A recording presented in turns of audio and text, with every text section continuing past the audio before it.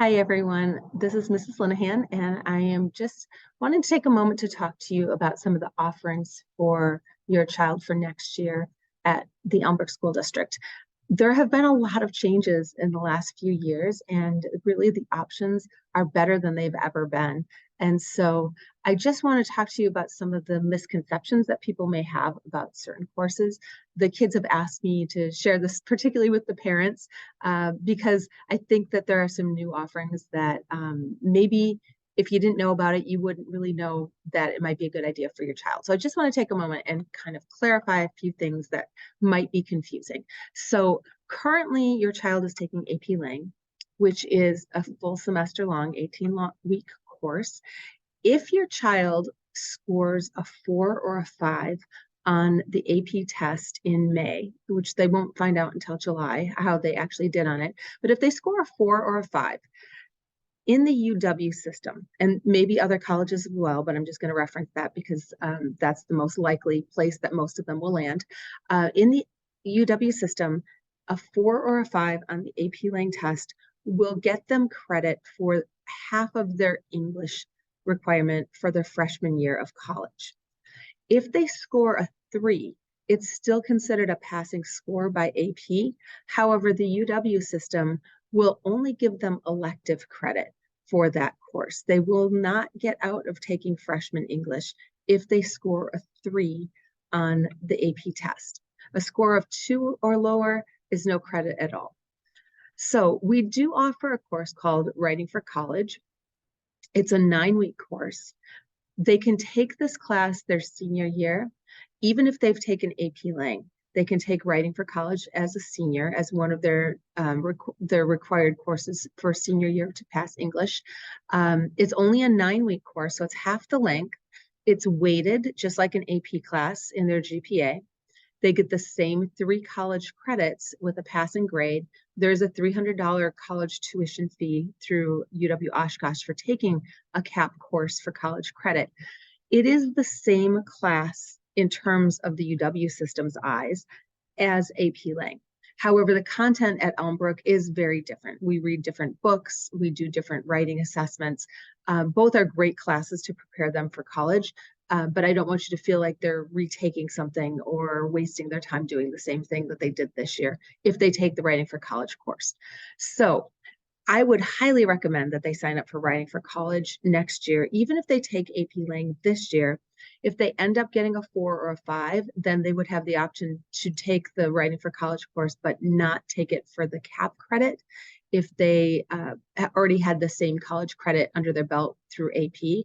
However, if they take it for CAPP credit, it is weighted in Elmbrook. If they don't take it for college credit, it is not weighted in their GPA. So even if they got a 4 or 5 on their test, they may still opt to take it for college credit just because they want that grade bump on their GPA for Elmbrook. All right, so Writing for College takes up half of their English requirement for their senior year if they choose to take that class. Currently, I'm the only teacher who's certified to teach this class at Elmbrook, so they would definitely have me if they take it. Good or bad, I guess. That's a decision for you to make. The next thing is just a little bit of advice. So obviously your child took AP Lang as a junior.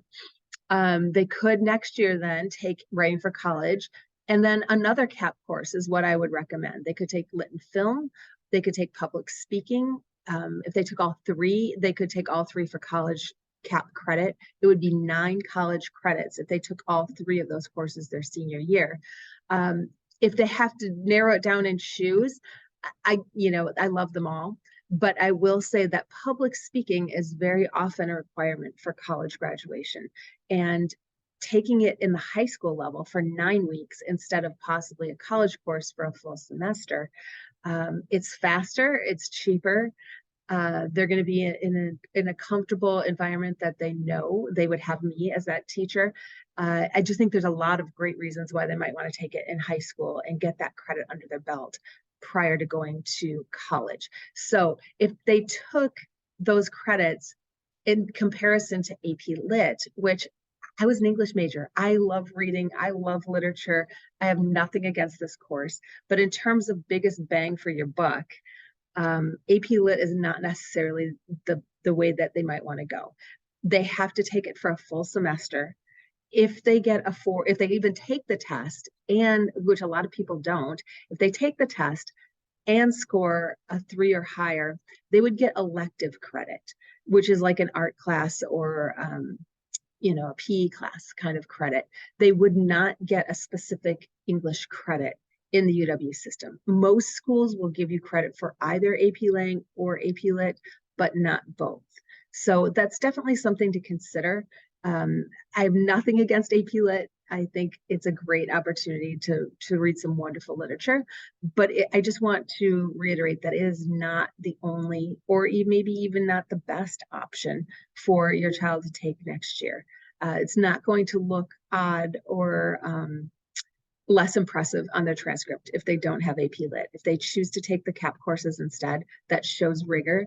And actually, it may show more rigor because they get 6 college credits for the same amount of time they're spending in AP Lang, only earning 3 credits. So that's what I know. If you have any questions, please feel free to reach out to me. I know this is a lot of information all at once, but there are some great changes happening in this district that are helpful for your child. So I want to make sure that you are informed and that they're informed so that they end up where they are going to be the happiest and will be thriving in their senior year.